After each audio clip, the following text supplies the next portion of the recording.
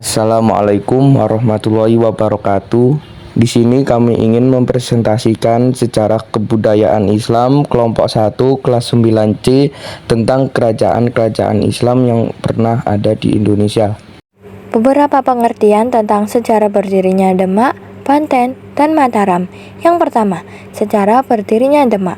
Kerajaan Demak atau Kesultanan Demak adalah kerajaan Islam pertama di Jawa yang berdiri pada akhir abad ke-15 Masehi dan awal abad ke-16 Masehi. Kerajaan Demak berada di wilayah Bintaro, dekat muara Sungai Demak, Jawa Tengah, dengan pusat kerajaannya di pelabuhan berkota Jepara. Kerajaan Demak didirikan oleh Raden Fatah yang memerintah pada tahun 1500 sampai dengan 1518 Masehi. Pengangkatan Raden Fatah menjadi sultan dipimpin langsung oleh Sunan Ampel.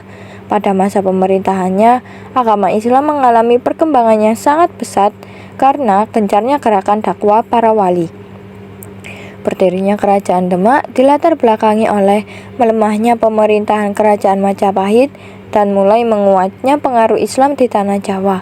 Raden Fatah merasa sebagai pewaris sah dari kerajaan Majapahit yang dipegang sang ayah dan memutuskan untuk menduduki tahta sebagai Bupati Demak. Para wali ingin berdakwah dan menyebarkan agama Islam, serta melemahnya kerajaan Majapahit turut mempercepat berdirinya kerajaan Demak. Berikut Raja-Raja Demak, yaitu yang pertama Raden Patah, Pati Unus, Sultan Trenggana, Sunan Prawoto, dan Arya Penangsang. Bidang sosial, ekonomi, dan politik Demak. Yang pertama, bidang sosial. Kehidupan masyarakat kerajaan Demak berjalan dengan teratur karena pemerintahan menggunakan hukum Islam. Walaupun begitu, norma atau tradisi lama masih digunakan dan tidak ditinggalkan begitu saja. Hasil kebudayaan dari kerajaan Demak termasuk kebudayaan yang memiliki keterkaitan dengan Islam. Yang kedua, bidang ekonomi. Kerajaan Demak adalah kerajaan agraris sekaligus maritim, dengan perekonomian yang bertumpu pada sektor pertanian dan perdagangan. Daerah pertanian yang cukup luas menghasilkan komoditas berkualitas yang dapat diekspor, seperti beras, madu, dan lilin. Kerajaan Demak juga memiliki kekuatan maritim yang didukung oleh upayanya merebut Malaka dari pihak Portugis. Yang ketiga, bidang politik. Kerajaan Demak yang berlokasi di pesisir pantai utara Jawa Tengah memiliki kehidupan politik yang dipengaruhi oleh peran Wali Songo. Kerajaan ini mengalami perkembangan pesat pada masa pemerintahan Sultan Trenggono yang melakukan penaklukan ke pelabuhan-pelabuhan utama di Pulau Jawa. Kehidupan politik kerajaan Demak juga dipengaruhi oleh Islamisasi yang menyebabkan hukum-hukum negara beralih dari ajaran Hindu-Buddha ke ajaran Islam.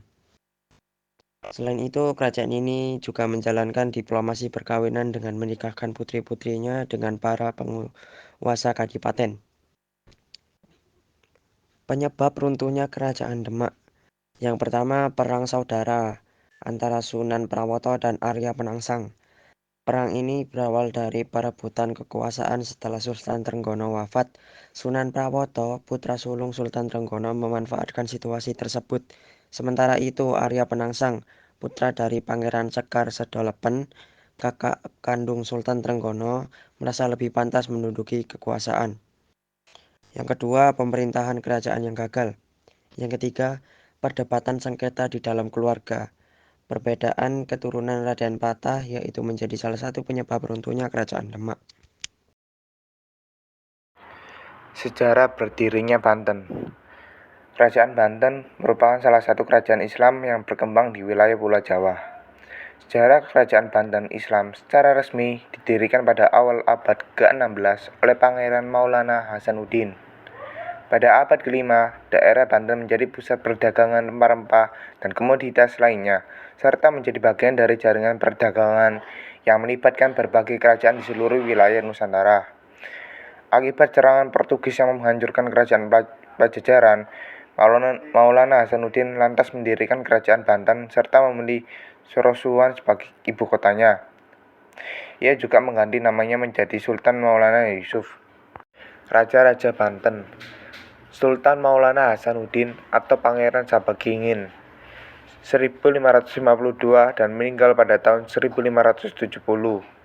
Sultan Maulana Yusuf atau Pangeran Pasarean memimpin pada tahun 1570 dan meninggal pada tahun 1585. Sultan Maulana Muhammad atau Pangeran Sedang Rana 1585 dan meninggal pada tahun 1596. Pangeran Ratu 1596 dan meninggal pada tahun 1647. Sultan Abu Ali Ahmad memimpin pada tahun 647 dan meninggal pada tahun 1651. Bidang sosial, ekonomi, dan politik Banten. 1. Bidang sosial. Kehidupan masyarakat Kerajaan Demak berjalan dengan teratur karena pemerintahan menggunakan hukum Islam. Walau begitu, norma atau tradisi lama masih digunakan dan tidak ditinggalkan begitu saja. Hasil kebudayaan dari Kerajaan Demak termasuk kebudayaan yang memiliki karakter kaitan dengan Islam. 2. Bidang ekonomi. Kerajaan Banten sejak dahulu dikenal sebagai salah satu kerajaan yang memiliki komoditas utama rempah-rempah, yaitu lada. Dengan komoditas yang dimiliki tersebut, Kerajaan Banten berfokus dalam bidang perdagangan yang pada masa itu dilakukan pula oleh kerajaan lain di Nusantara. 3. Bidang politik. Kerajaan Demak yang berada di pesisir pantai utara Jawa Tengah memiliki kehidupan politik yang mempengaruhi oleh peran Wali Songo. Kerajaan ini mengalami perkembangan pesat pada masa pemerintahan Sultan Trenggono yang melakukan penaklukan ke pelabuhan-pelabuhan utama di Pulau Jawa.